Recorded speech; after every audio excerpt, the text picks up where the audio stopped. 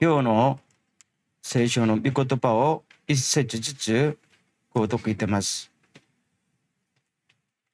皆さんが持っている純情字で印刷されています。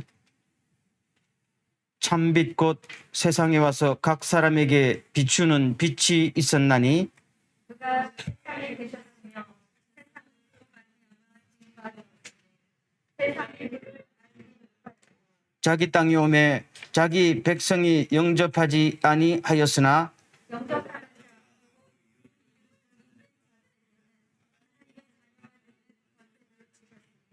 이는 혈통으로나 육정으로나 사람의 뜻으로 나지 아니하고 오직 하나님께로부터 난 자들이라. 말씀이 육신이 되어 우리 가운데 거하심에 우리가 그의 영광을 보니 아버지의 독생자의 영광이요 은혜와 진리가 충만하더라. 아멘. 다 같이 메리 크리스마스로 인사하겠습니다. 메리 크리스마스. 우리 하나님의 크신 은혜가 함께하기를 원합니다. 예수님께서 이 땅에 오셨습니다 라고 성경은 이야기하죠. 그런데 오늘 말씀에 보면은 11절 말씀에 그가 자기 땅에 왔지만은 자기 백성이 맞아들이지 아니했다. 주인이 오면은 어서 오십시오라고 해야 되잖아요. 전혀 그러지 않고 오히려 예수를 배척했다라고 이야기하고 있습니다. 여러분, 우리가 어릴 때 여러 번 들었던 이야기가 있습니다. 어떤 가정에서 불이 났지요. 그래서 어머니는 불에 타 죽고 아버지가 어린 남매를 불타는 집에서 건져내려다가 너무 심한 화상을 입었지요. 그래서 얼굴을 들고 세상에 돌아다니는 것조차도 너무 힘들어하는 그런 상태가 되어버렸어요. 그래서 자기가 남은 남매를 키우지 못하고 그 안에 맡겨놓고 자기는 시골에서 농사를 지으면서 아무도 모르게 밤에 돈도 갖다 내고 쌀도 갖다 내고 자기 아들을 간접적으로 키웠단 말입니다. 근데 그 남매가 나중에 조금씩 철이 들어서 아마 초등학교 6학년이나 중학교 1학년 정도 되었을 것 같아요. 그래서 고아원 원장의 주제로 너희 아버지를 만나봐야 되지 않겠냐? 했단 말이죠. 그래서 애들도 꿈을 갖고 우리에게도 아버지가 계시냐고 만나보고 싶다 그랬죠. 그래서 원장실에서 아버지를 처음 봤어요. 딱 보는 순간 그 남매가 너무너무 실망해서 안 만난 건 못하다. 저런 사람이 우리 아버지라니 받아들일 수 없다는 거잖아요. 그래서 아버지를 배척해버렸어요. 많이 들었던 이야기죠. 실화인지 아닌지는 모르겠는데 오늘 이 말씀에 보면은 온 세상이 그로 말미암아 생겨났다고 그랬죠. 예수 그리스도께서 세상을 창조하시고 인간을 창조하시고 모든 걸 창조하셨잖아요. 그랬지만은 사람들은 그 창조주가 이 땅에 인간의 모습으로 왔을 때에는 너무 초라한 모습으로 오셨거든요. 말구유에서 가난한 집에서 종의 모습으로 오셨으니까 싫다는 거잖아요. 저 사람이 우리를 지으신 분이냐? 용납할 수가 없다. 그래서 자기 땅에 왔지만은 모든 사람들이 예수를 부끄러워서 싫어해서 알려고도 하지 않았고 배척했다라고 성경은 기록하고 있습니다. 그러나 12절 말씀을 볼까요? 다 같이 시작. 그러나 그를 맞아들인 사람들 곧 그 이름을 믿는 자들에게는 하나님의 자녀가 되는 특권을 주셨습니다. 아멘. 예수 그리스도를 맞아들이는 사람들은 하나님께서 놀라운 특별한 권리를 주셨는데 이제부터 너희들은 나의 자녀다. 예수 그리스도와 동일한 나의 자녀다. 라고 인정을 해 주셨다. 라고 말하고 있습니다. 그러면은 왜 어떤 사람은 예수 그리스도를 초라한 말구유에 오신 예수 그리스도를 맞아들이고 어떤 사람은 왜 배척했을까요? 라는 질문이 생기지 않아요? 지금 마태복음 2장에 보면요. 동방에서 박사들이 찾아왔다 그러죠. 3명이 찾아왔죠. 이분들은 유대 민족도 아니면서 아마 페르시아 쪽에서 찾아온 것 같죠. 쭉 와서 우리가 아기에게 경배하러 왔다. 그리고 이분들은 실적으로 와서 그 초라한 예수 그리스도, 가난한 집에 누인 아기한테 무릎을 꿇고 경배하면서 왕이시여, 메시아시여 고백하면서 황금과 유황과 모략을 선물로 드렸고 자기 나라로 돌아갔다 했단 말이십니다. 그러면은 이분들은 어떻게 그 초라한 예수의 모습 속에서 창조주 하나님을 발견하고 자기들의 왕이라고 고백하고 무릎 꿇고 맞아들였을까요? 왜 어떤 사람은 전혀 아니다라고 배척했을까요? 이것이 성경이 극과 극으로 우리들에게 전해주는 메시지지요. 여기에 참 놀라운 신비가 있다. 어떻게 보면 또 하나님의 지혜가 있다라고 성경은 말하고 있습니다. 고린도전서에도 말하듯이 하나님께서 교만한 자에게는 감추시고, 그렇지요? 예수님의 표현대로 의하면 어린 나이 같은 자들에게는 자기를 나타내시고 교만한 자에게는 숨기신다고 그랬잖아요. 정말 마음이 순수해서 하나님 정말로 이 땅에 우리들의 인생을 바꾸고 우리들의 모든 걸 바꿀 수 있는 당신의 은혜가 있습니까? 라고 기다리는 사람에게는 그 초라한 말구의 예수를 보는 순간에 저분이 약속하신 메시아구나 알아볼 수 있는 눈이 떠졌다는 거예요.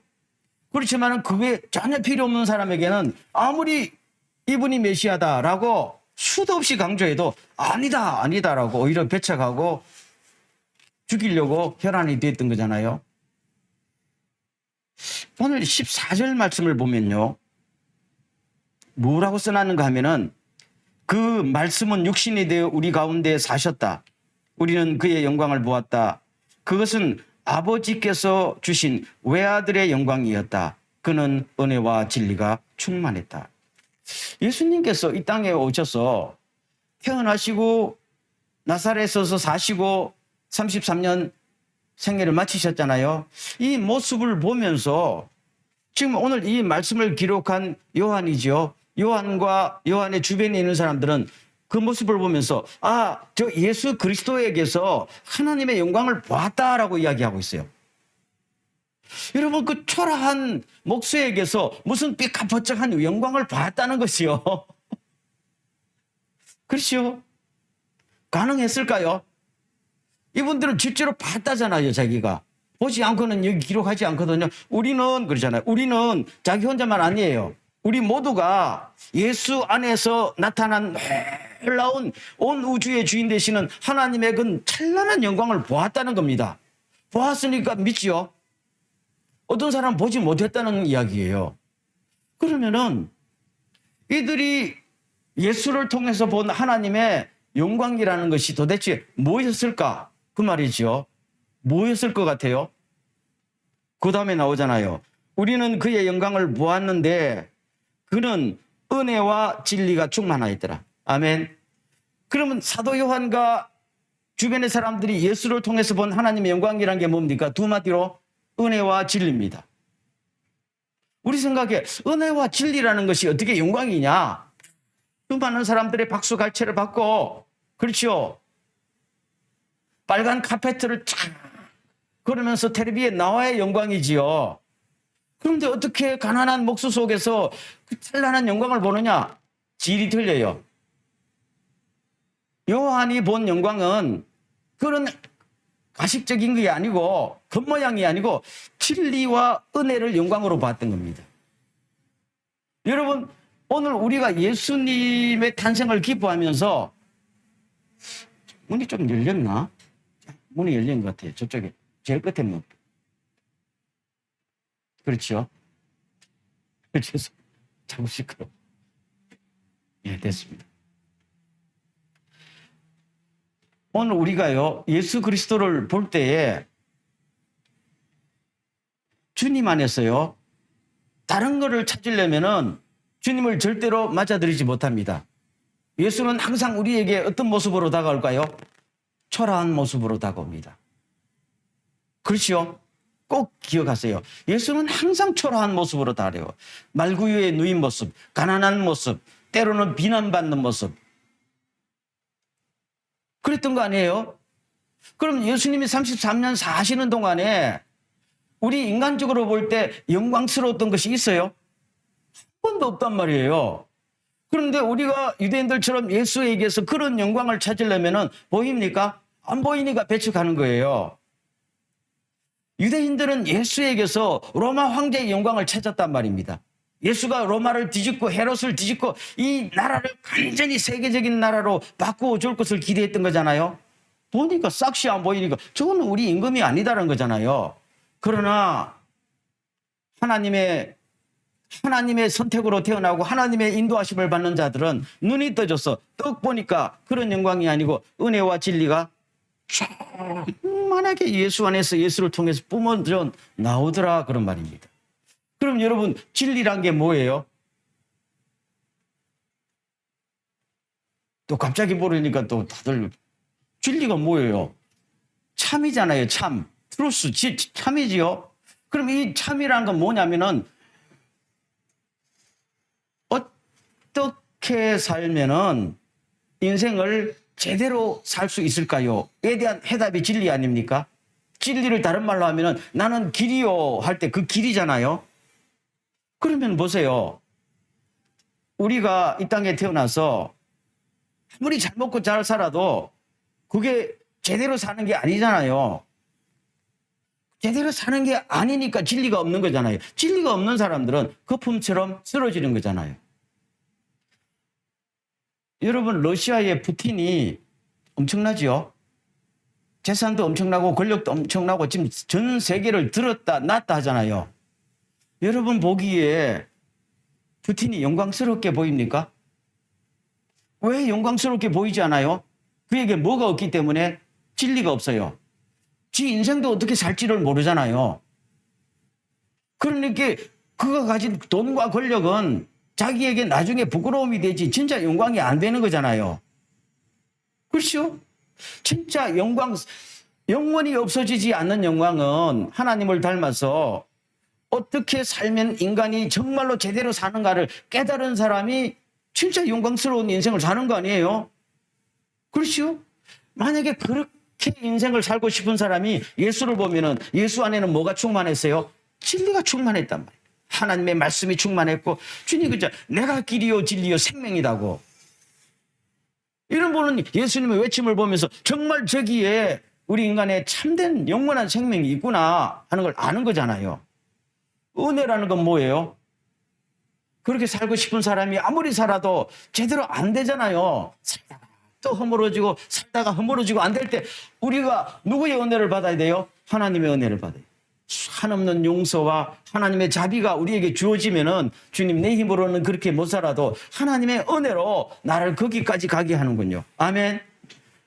예수 그리스도 안에서 두 가지가 나타나는 거예요. 진리와 은혜가 풍성하게 나타나니까 보니까 저기 안에 은혜와 진리를 통해서 참다운 하늘의 영광이 있단 말입니다. 이걸 어떤 사람만 봐요? 하나님의 은혜를 입고 눈이 떠진 사람은 본단 말이에요. 눈이 안 떠진 사람은 예수를 보니까 초라한 사람, 부끄러운 사람, 밟아뭉개도 괜찮은 사람, 우리의 창조주가 되기에 부족한 사람, 구원자는 더더구나 싫은 사람, 나는 예수처럼 살 바에는 안 살겠다고 이렇게 나오잖아요. 그렇지만은 눈이 떠진 사람은 저기에 보물이 있다. 그래서 사도 바울이 처음에는 예수 이야기 들을 때 말도 안 되는 사람, 나다나엘이라는 사람도 그랬죠. 저 갈릴리에서 무슨 괜찮은 사람이 나올까? 처음에는 그랬다. 다 깔봤단 말이에요. 그렇죠? 요새 말로 하면 저 흙수저를 물고 사는 한 사람이 무슨 세상에 무슨 뭐 변화를 가져올 그거잖아요. 그렇지만 나중에 믿음을 뜨고 난 다음에 당신이 바로 메시아입니다. 고백하고 나지. 그럴 때 예수님께서 나다나엘 보고 너는 참 간사한 것이 없는 진짜구나 이야기지.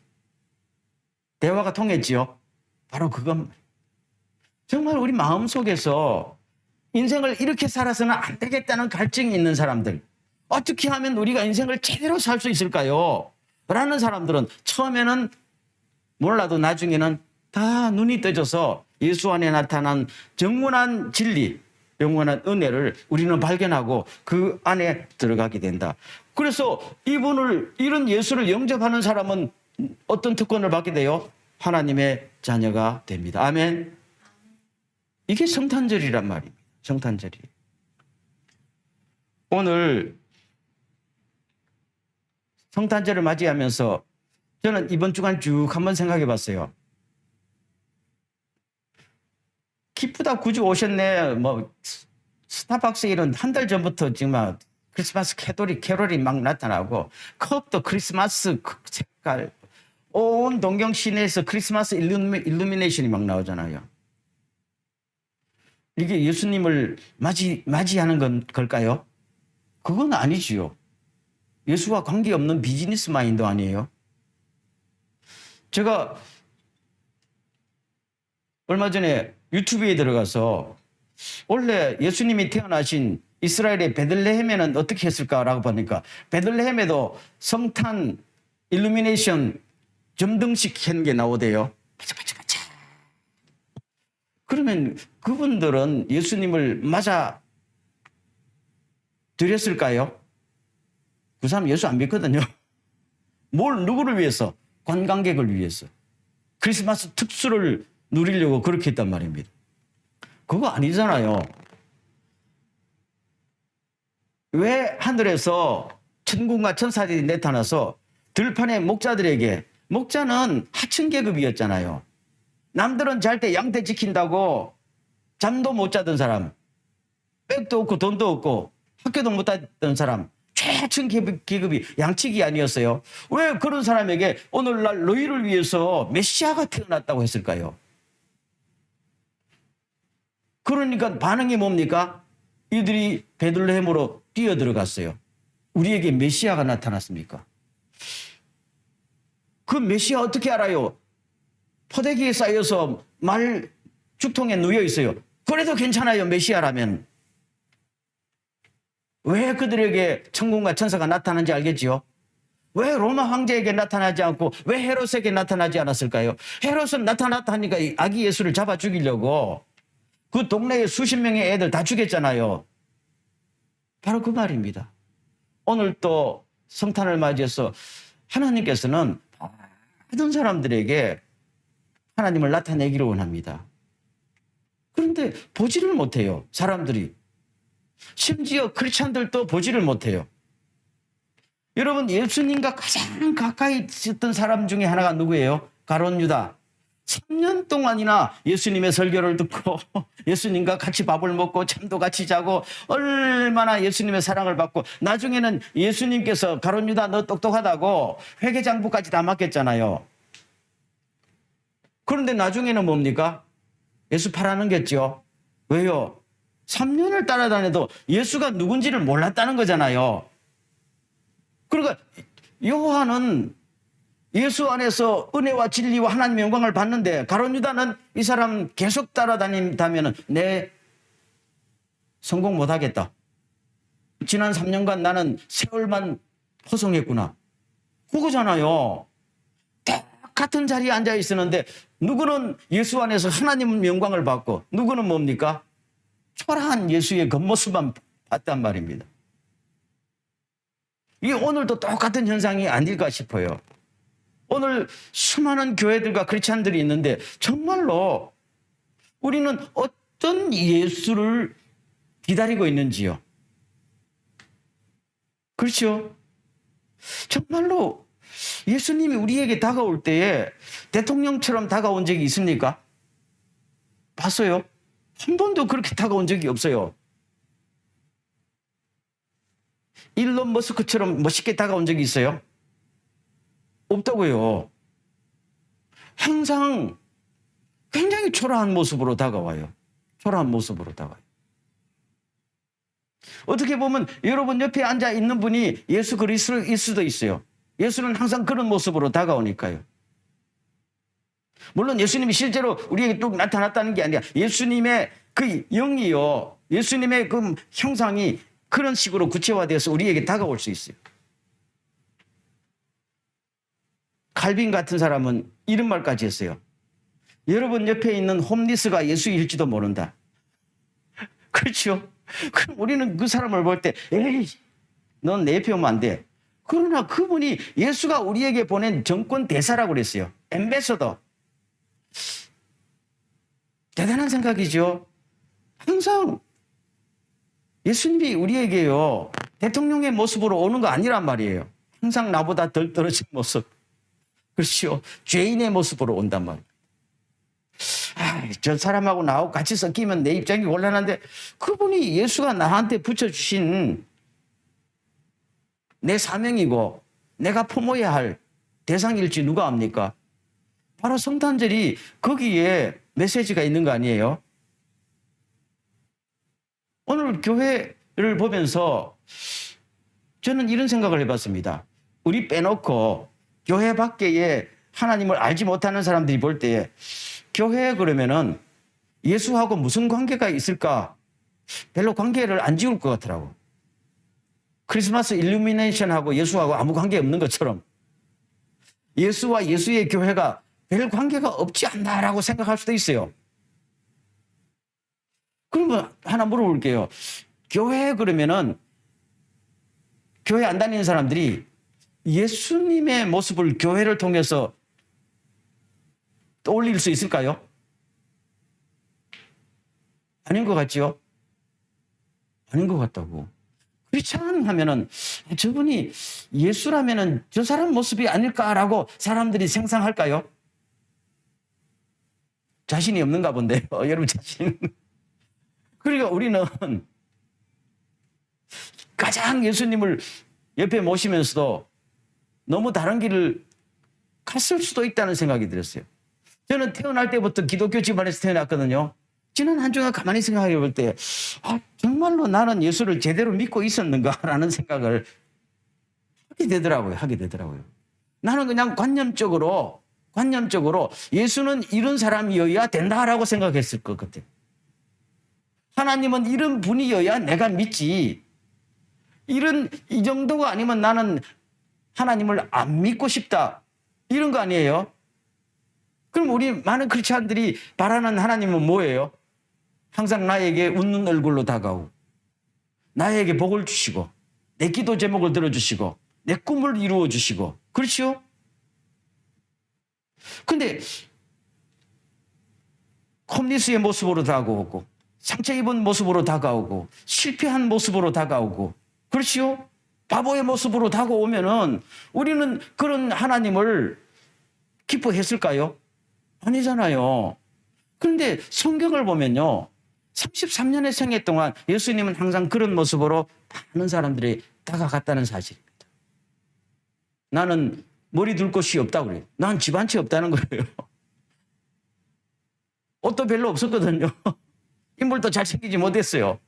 그러니까 가룟 유다는 아무리 봐도 저분이 하나님의 아들이 아니라는 거예요.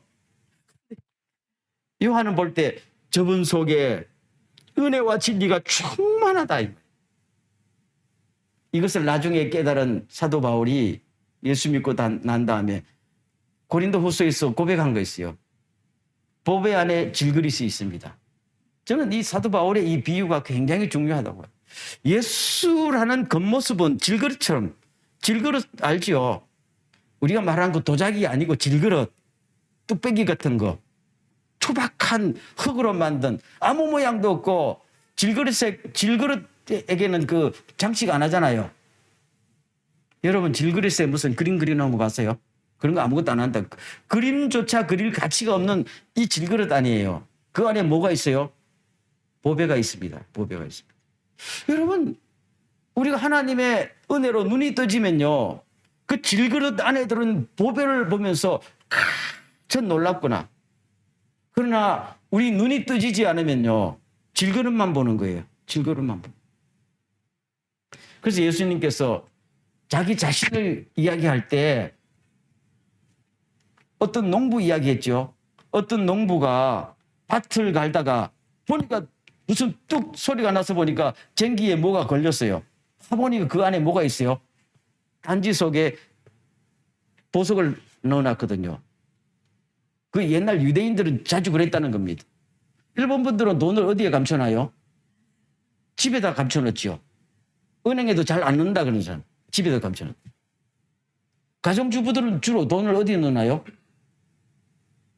넣어놓을 돈도 없지 뭐. 제가 아는 몇몇 분들은 냉동실에 넣어놓더라고. 그냥 소고기처럼 생선처럼 둘둘둘 말아가지고. 누구를 못 알아보게 하려고? 남편이 모르게. 비싼 겁니다.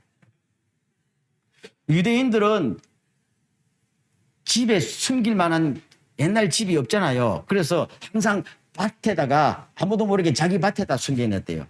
근데 그 밭을 수작하던 사람이 떡 보니까 그걸 발견했어요. 그리고 자기 전 재산을 팔아서 집주인에 가서 이 집 파세요. 이 집 파세요. 뭘 보고? 보물을 보고. 예수께서 내가 그 정도의 가치가 있다는 겁니다. 너의 전 인생을 걸고 나를 사라는 거지요. 아멘. 이게 크리스마스예요. 크리스마스입니다. 그래서 오늘 우리는 온 우주의 왕이지만은 우리에게 다가오실 때는 어떤 모습으로 오셨어요? 종으로 오셨어요. 인생을 어떻게 사느냐는 걸 보여주신 거잖아요. 이것이 영원히 사는 길이고 이것이 진리의 삶이라는 겁니다. 이 이후에 뭐가 있어요? 하나님의 영광이 백그라운드에 있다는 것이요. 오늘 우리에게 눈이 떠져서 오늘 성탄절에 예수님을 볼 때 그 종의 모습 속에 있는 왕의 모습, 왕의 모습 속에 있는 종의 모습을 같이 볼 수 있는 복받은 눈, 복받은 인생이 되기를 주의 이름으로 축원합니다. 그리고 우리도 주님 2022년 성탄절에 저도 또 하나의 작은 예수가 되게 하옵소서. 그래서 이 세상을 밝히는 빛이 되게 하옵소서 라고 소원하고 기도하는 은혜가 있기를 간절히 소원합니다. 이 시간 한번 통성으로 기도하고 마치기를 원합니다. 주님, 이 시간 우리에게 형제의 모습이 아닌 종의 모습으로 눈높이를 맞추셔서 다가오신 것 참 감사합니다. 우리도 주님을 알아보고 주님을 맞아들이면서 작은 예수가 되어서 이 땅을 밝히는 또 하나의 빛이 되게 하여 주시옵소서. 한번 기도하는 시간이 되기를 원합니다. 다 같이 기도합니다.